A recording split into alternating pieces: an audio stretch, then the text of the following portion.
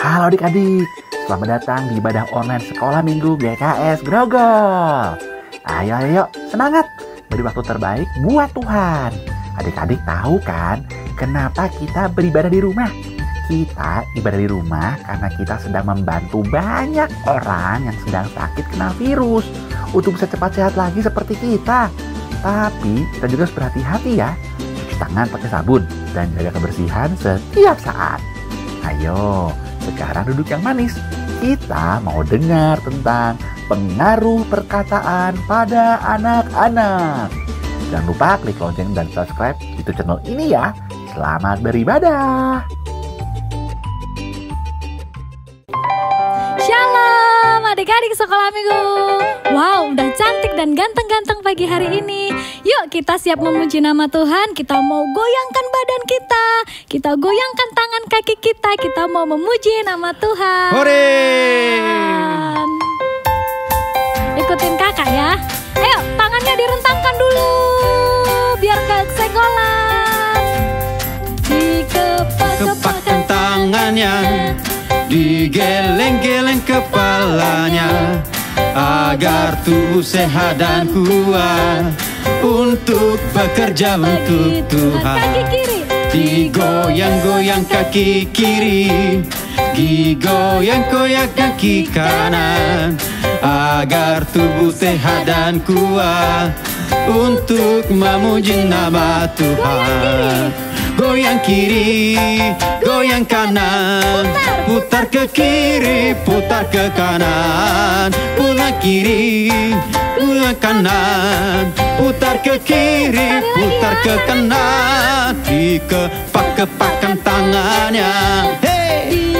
Geleng-geleng kepalanya, agar tubuh sehat dan kuat untuk memuji Tuhan. Digoyang-goyang kaki kiri, digoyang-goyang kaki kanan, agar tubuh sehat dan kuat untuk memuji nama Tuhan.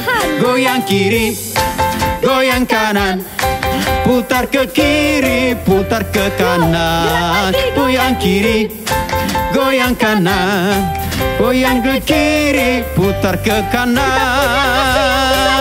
Hey, K-A-S-I-H, K-A-S-I-H,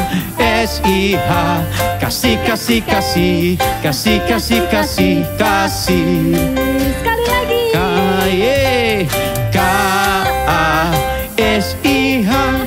K-A-S-I-H, kasih, kasih, kasih, kasih, kasih, kasih, kasih. Kasih itu sabar, tidak boleh marah-marah. Sayang kepada teman seperti kasih Yesus. Kasih itu sabar, tidak suka marah-marah. Sayang kepada teman seperti kasih Yesus. Kasih itu sabar. Kasih itu sabar, tidak boleh marah-marah. Sayang kepada teman seperti kasih Yesus. Sabar kepada teman seperti kasih Yesus. Sayang kepada teman seperti kasih Yesus.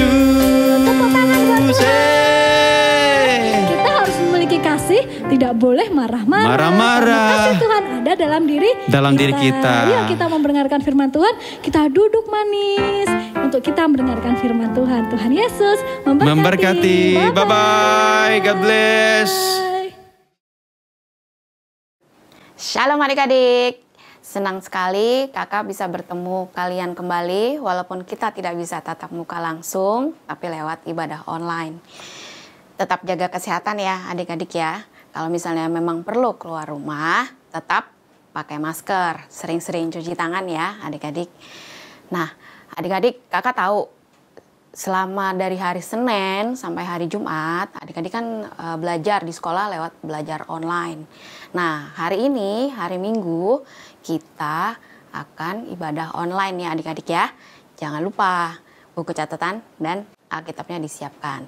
Nah, adik-adik hari ini kita akan belajar tentang pengaruh perkataan bagi perilaku anak. Ya, adik-adik tahu yang lagu sekolah minggu yang biasa kita nyanyikan di sekolah minggu? Ya, benar. Lagunya ya. Hati-hati gunakan mulutmu. Amin. Hati-hati gunakan mulutmu. Amin. Karena Bapa di surga melihat ke bawah. Hati-hati gunakan mulutmu. Amin.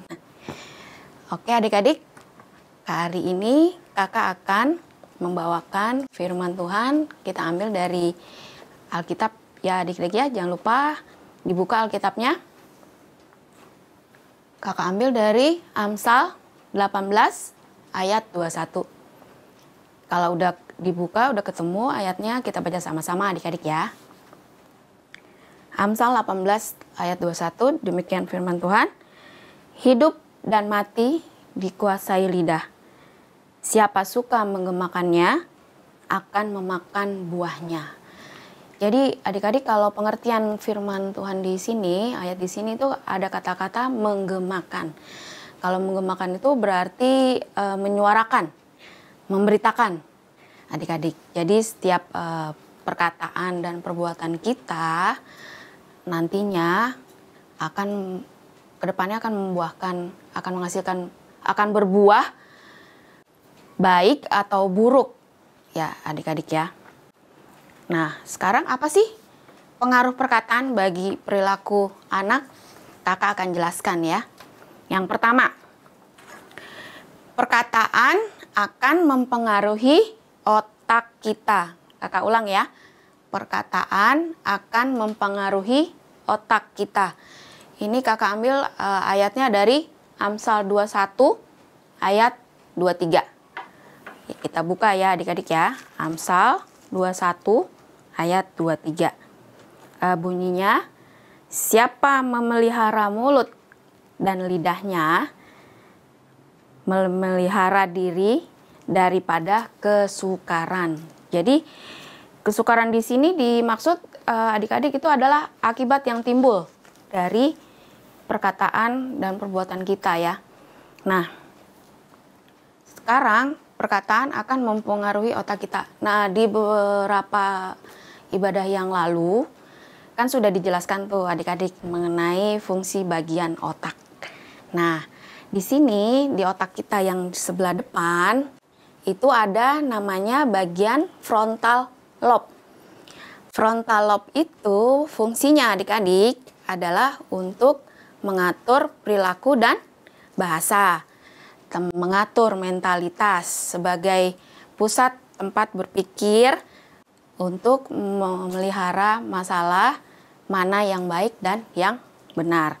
Jadi perkataan baik dan buruk itu adik-adik mempengaruhi bagian otak sini karena di sini adalah pusat perilaku dan bahasa. Jadi fungsi otak ini bisa terganggu nih adik-adik kalau misalnya adik-adik itu sering berkata-kata negatif. Kakak ambil contoh ya. Kalau misalnya adik-adik dalam keadaan sakit, pasti mengeluh nih. Badannya sakit, tenggorokannya sakit, hidungnya tersumbat, nggak bisa nafas, kepalanya pusing. Pasti kan adik-adik mengeluh nih badannya semuanya sakit. Padahal kan kalau misalnya adik-adik itu sakit, pasti kan papa mama kasih obat. Jadi sebaiknya kalau misalnya adik-adik berkata badan aku sakit segala macam, ini langsung nih mencerna nih otaknya di atas, di fungsi otaknya nih. Dia mencerna, oh otak bisa terganggu nih karena adik-adik berkata negatif kalau badannya semuanya sakit. Gimana caranya? Pada saat papa mama kasih obat, adik-adik tuh harus berpikir, badan aku akan jadi sehat, badan aku akan jadi kuat, aku bisa beraktivitas seperti biasa dengan perantara obat ini. Nah, dengan pikiran perkataan positif dan pikiran positif ini dicerna langsung sama bagian otak nih, yang frontal lobe nih. Jadi dia bisa memperkuat fungsi otaknya. Nah, bisa juga kalau misalnya kakak kasih contoh lagi, pasti kan adik-adik selama pelajaran sekolah ini kan banyak mata pelajaran yang harus dipelajari. Jadi contohnya mata pelajaran matematika. Pasti adik-adik kalau pas dikasih tugas PR matematika nih, aduh, aku kok bodoh amat ya. Soal matematika seperti ini itu aku kok nggak bisa. Nah, dengan adik-adik berkata bodoh pada diri adik-adik sendiri, langsung dicerna lagi nih di otaknya. Fungsinya terganggu lagi nih, adik-adik berkata negatif ya kan. Nah, padahal sebenarnya adik-adik bisa berusaha. Kalau memang adik-adik merasa tidak bisa mengerjakan PR matematika, kan bisa tanya nih ke papa mama. Kalau misalnya yang punya kakak bisa tanya ke kakak. Atau mungkin langsung aja tanya ke guru matematiknya. Jadi adik-adik ada usaha bisa mengerjakan PR matematika. Jadi langsung nih berpikiran berkata, aku bisa kok. Aku tidak bodoh. Aku bisa mengerjakan PR matematika. Jadi adik-adik ada usaha untuk mengerjakan PR matematik ini. Nah, kalau misalnya adik-adik berasa nggak bisa apa-apa, itu adik-adik berpikir positif, berpikir negatif. Nah, ini kan masuk ke otak lagi nih. Otaknya bisa terganggu lagi. Jadi jangan merasa diri adik-adik itu tidak bisa apa-apa, tidak bisa berguna. Itu jangan ya adik-adik ya. Karena itu bisa merusak fungsi otak kita yang di frontal lobe ini. Nah, kita juga bisa jadi anak Tuhan yang mati kalau misalnya kita sering berkata-kata jelek, masih berlaku dosa. Jadi bisa terganggu lagi fungsi otak di frontal lobe-nya itu.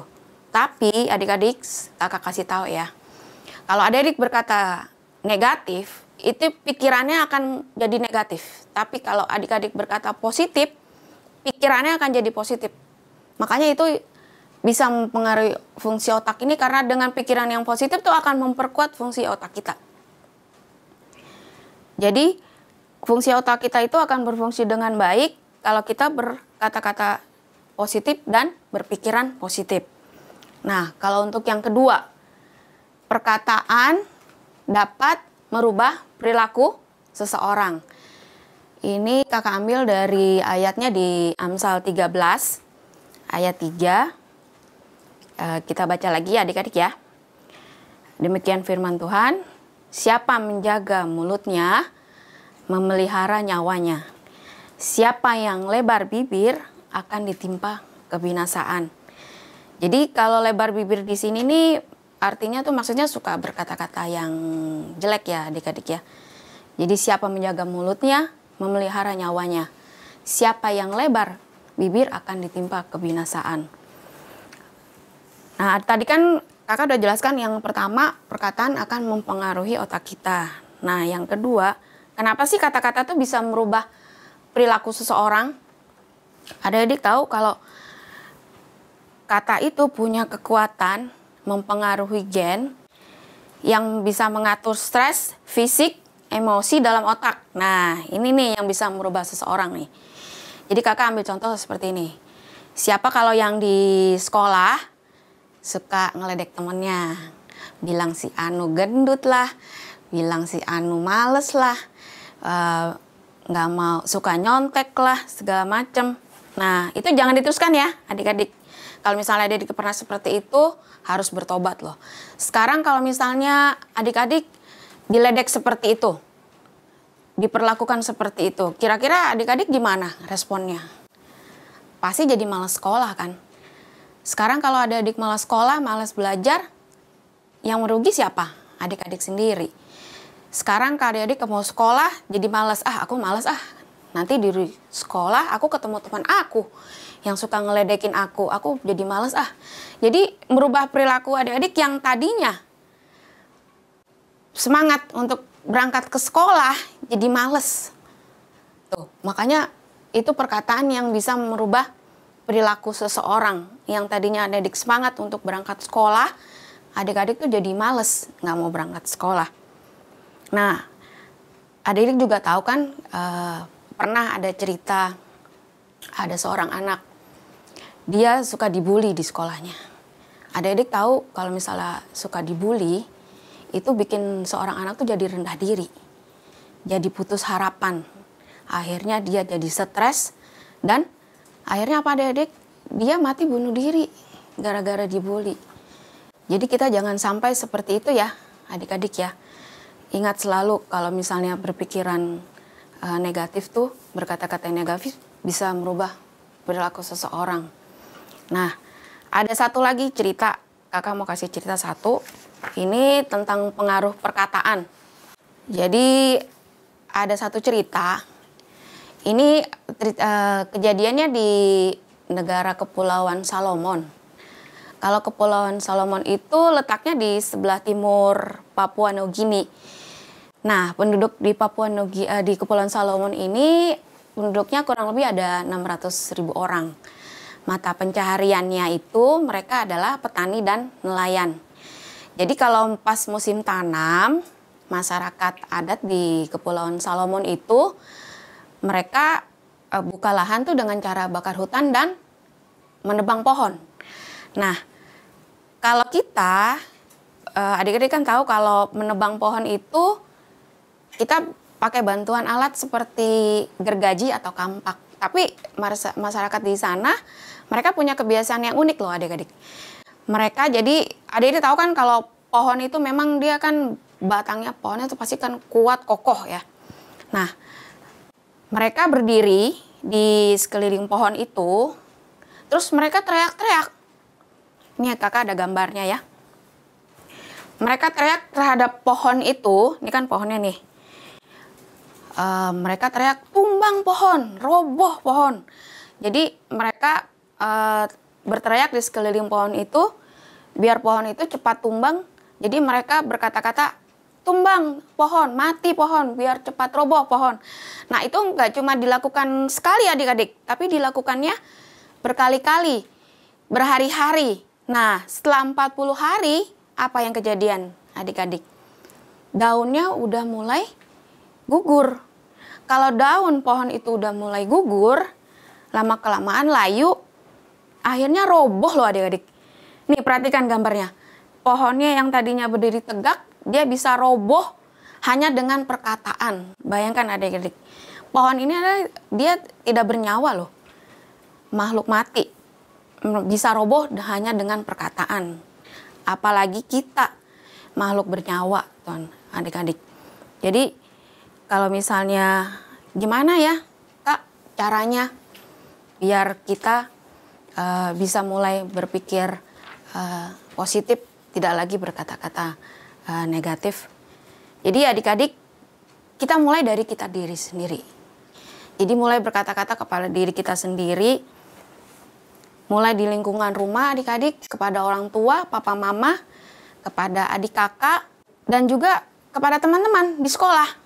Pada guru-guru, tetangga-tetangga sekitar rumah kita. Mulailah kita mulai adik-adik berkata-kata yang positif. Pada saatnya nanti, adik-adik akan lulus sekolah. Adik-adik akan lulus SD, lulus SMP, SMA atau SMK. Mungkin yang lulus SMK tuh nanti bakal langsung kerja. Atau adik-adik melanjutkan kuliah, bekerja.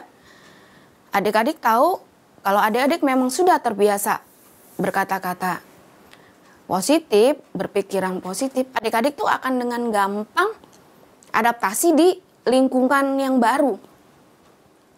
Kakak udah ngalamin sendiri. Jadi dengan kita awali dari sekarang, itu kedepannya akan memudahkan kita untuk adaptasi di lingkungan kita yang baru. Nah adik-adik, kira-kira kalau misalnya kita berkata positif, berpikir negatif, Tuhan akan senang nggak? Pasti senang sekali adik-adik. Tuhan akan senang, apalagi nih adik-adik ya. Mulut kita pakai untuk berdoa, memuji, menyembah Tuhan. Wah itu luar biasa sekali tuh adik-adik. Jadi mulut kita pakai untuk berkata positif, untuk berdoa, untuk memuji, dan menyembah. Adik-adik tahu apa sih dasar kita sebagai pengikut Kristus? yaitu berdoa, baca firman, dan bersaksi. Nah, itu dasarnya kita. Jadi kita pakai mulut kita untuk berkata positif, untuk berdoa, untuk memuji, dan untuk menyembah hanya kepada Tuhan Yesus. Nah, adik-adik, dari pelajaran hari ini, kakak ada ambil kesimpulan ya adik-adik ya. Yang pertama, perkataan kita bisa mempengaruhi otak dan perilaku kita. Bisa membuat hidup kita lebih baik atau sakit, bahkan mati adik-adik. Kita bisa berhasil, bisa kuat, sehat dan berguna bagi Tuhan karena perkataan kita yang positif. Tapi kita bisa jadi anak Tuhan yang mati kalau kita selalu berkata-kata negatif. Terima kasih adik-adik. Demikian pembacaan firman Tuhan kita hari ini.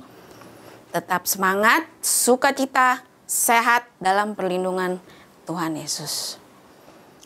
Mari kita tutup dalam doa. Kita tutup mata, kita lipat tangan. Tuhan Yesus, terima kasih atas pemberitaan firman-Mu hari ini.